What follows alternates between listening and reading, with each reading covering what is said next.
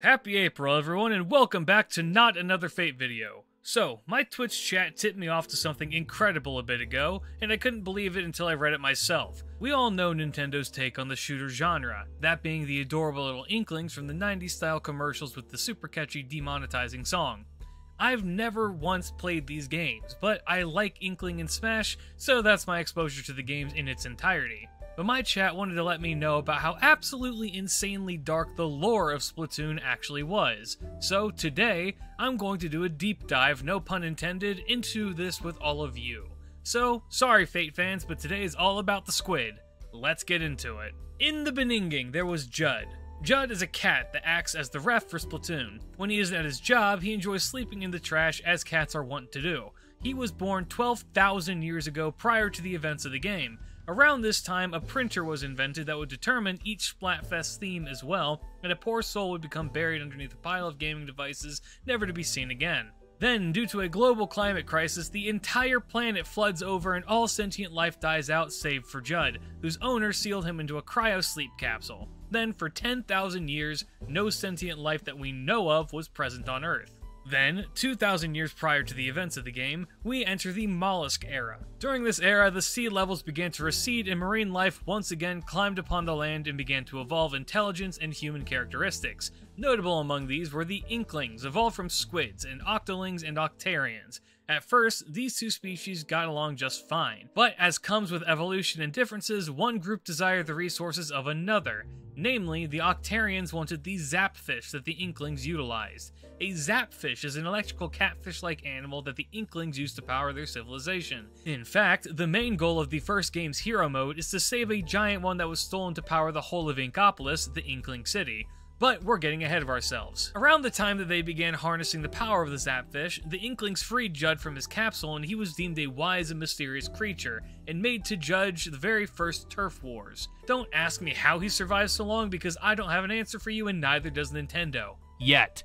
But we do see him depicted in an Egyptian-style scroll, seemingly implying his longevity. Getting closer to the modern Squid Day, we have the birth of Captain Crag Cuttlefish, who would become the leader of the Inklings, and DJ Octavio, the leader of the Octarians. All was well for a while, but soon the sea levels began to rise once again. This is what prompted the fight over the territory between the two species. This would all coalesce into what would be known as the Great Turf War. In response to this, the Octarians began the construction of the Great Octo Weapons. These were immensely powerful weapons of destruction that required Zapfish to be able to operate. In response to this, Captain Cuttlefish made the Squid Breaks platoon, causing me to realize that the names of these games was a pun on the word platoon, and I somehow did not put that together. This group was formed during the second year of the Great Turf War, and consisted of 4 fighters, Captain Craig, Schellendorf, and 2 unnamed Inklings. The war was airing on the side of the Octarians, thanks to their devastating weaponry, and while the Inklings attempted to defeat them by making their own arms, namely the Hero Shot replica, which is the primary weapon used in both Splatoon games. Despite this, the Inklings were not powerful enough to defeat their foe. That is, until they realized that the Great Octo Weapons were using a power cord, which they unplugged, rendering the weapons useless. After this massive oversight, the Inklings were quickly able to defeat the Octarians, forcing them to live underground in a place known as Octo Valley, where they would live in domes. Now a warlike civilization, their thirst for blood, or ink, was still in the public mind. But rather than hunt down and genocide their adversaries, they turned the turf war concept into a sport. Everything from this point on is labeled as present day, so it could be any given time up until the events of the games. DJ Octavio becomes a disc jockey officially, hence his name. Power for the underground domes where the Octarians live begins to wane, hence why they begin a campaign to steal more power in the form of Zapfish. Inkopolis hosts its very first youth singing contest, where Mary and Callie win, rocketing them to fame. After moving to Inkopolis, they also began acting as the announcers for the Splatfests, among other events around Inkopolis. A Splatfest is where 2 teams representing different things compete against each other to prove which is better, and the audience gets to place bets on their favorite. On to the events of Splatoon 1, as mentioned prior, the homes of the Octarians began losing power, and so they began stealing Zapfish once again. However, they also began preparing for war, stealing power to use with their great Octo Weapons that had been laying dormant until now. This prompts the ever-vigilant Captain Cuttlefish to form a new Squid Breaks platoon with Mary, Callie, and Agent 3 to get the Zapfish back. Agent 3 successfully defeats several of the Octo weapons and rescues a good amount of the stolen Zapfish, but Captain Cuttlefish, Callie, and Mary are kidnapped by DJ Octavio and brainwashed. Agent 3 manages to rescue them and stop DJ Octavio. This is more or less just the plot of Splatoon 1. Then, between the two games, a fair amount happens. Rizco Industries is founded to sponsor and recruit Inklings and Octolings for the Salmon Run, an event that occurs every 70 years and is a traditional custom of the Salmonoids. Salmonoids are another species that evolved alongside Inklings and Octolings. They too begin plotting to take over Inkopolis using the Salmon Run as a cover.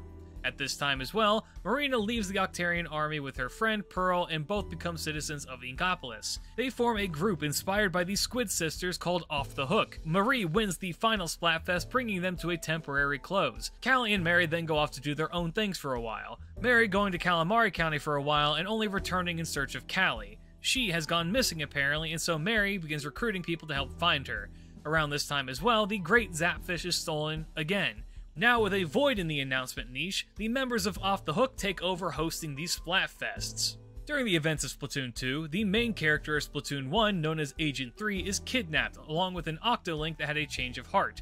That Octoling loses their memories and is then tasked with menial labor or something. He has to collect Thangs, Thangs, so that he and Captain Cuttlefish can return to the surface, and he does so with the help of a sentient telephone revealed to be an AI called Commander Tartar. He was created by humans to assist the next dominant species that came about because you should always take advice from the species that did not manage to survive. This AI is very clearly made by humans because it is racist against Octolings and Inklings, deeming them as trivial beings and wanting to create a master race in their place. In doing so, Commander Tartar sterilizes Octarians, wiping them of all personalities that they almost act robotic and are described as lifeless. Through the efforts of the rogue Octoling called Agent 8 and Marina, they put an end to the Commander, covering it all in ink. Meanwhile, the main character of Splatoon 2, called Agent 4, assists in recapturing stolen Zapfish from the Octarians. They also defeat DJ Octavio and recover the stolen Great Zapfish. The Salmon Run continues. Finally, we are left on a cliffhanger and are given an answer to the age-old question of who was in Paris. It was the Inklings.